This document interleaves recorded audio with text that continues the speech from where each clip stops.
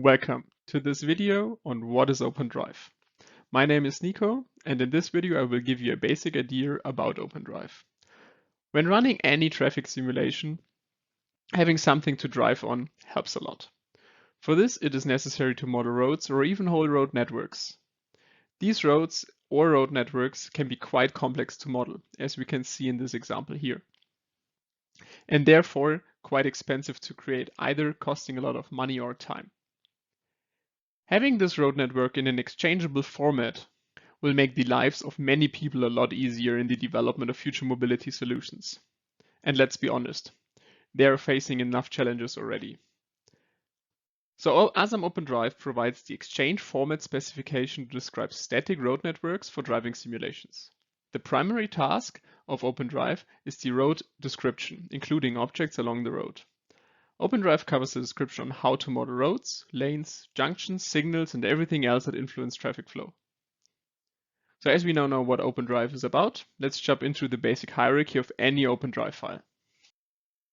As said before, with OpenDRIVE you can model road networks. To know the basic shape of any road, OpenDRIVE uses a road reference line. The reference line defines how the road bends and turns from a bird's eye perspective. The reference line is the key concept in OpenDRIVE, and most features in OpenDRIVE are in reference to that reference line. To form roads, we not only need the basic shape of the road, we also need lanes to drive on, and those lanes are attached to that reference line we mentioned before. Now we have basic roads to drive on. OpenDRIVE lets you enhance your roads with further features, for example speed limit signs like shown here. This representation, of course, is only the tip of the iceberg. Now let's dive deeper into the structure on how the XML code of every OpenDRIVE file looks like. On the top level, we have the OpenDRIVE element, and within this element we will define a road network with all its features. In the header, we can define the version of OpenDRIVE we are using and add some metadata to the file, for example, who's the author. Below the header, we will now start to add all the elements to define our road. Each road in OpenDRIVE has its own road element.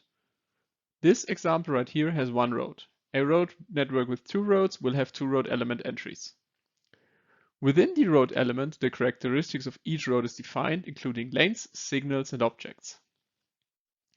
For every road, we need the reference line, and this reference line is defined in the plan view element. To shape the road left and right, we will use the geometry elements, and I will create an individual video just on this topic. The reference line only shapes the road in the XY plane. And as the Earth is not flat, and we need an elevation profile for every road defining the Z value of the reference line. The elevation profile defines the height of the road along the reference line. The reference line is defined in the plan view, as said before, and the elevation is the height difference from that plan view, or the XY plane as such. This is only one dimension a road needs to be shaped.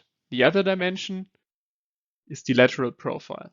Within the lateral profile, there are two different options on shaping the road. The shape element defines the shape of the road perpendicular to the reference line, for example with this crossfall shown here in that example. And the second option is the super elevation that defines a rotation around the S-axis. For example, if a road is tilted by 2 degrees.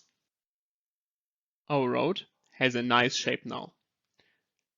In the lane element, we can specify all the lanes of our road and the specific lane type and width. To define objects and signals that are necessary for our road, OpenDRIVE reserves elements in the road definition. As mentioned in the introduction, OpenDRIVE only defines the static content of the road network. So when defining a traffic light, the controller for that traffic light is referenced within the controller element, while the controller itself is designed and defined outside of OpenDRIVE. In OpenDRIVE, the junction element and the underlying connection elements are used to specify intersections. Sometimes it can be very useful to link intersections together. For example, T-junctions that are positioned in a circular shape can be linked together to form a roundabout. Now you have a basic idea of what OpenDRIVE does. There's a lot more to discover, so stay tuned. And with that, I can say thank you very much for watching, and I hope you enjoyed this video. For more, consider to like and subscribe, and see you in the next time.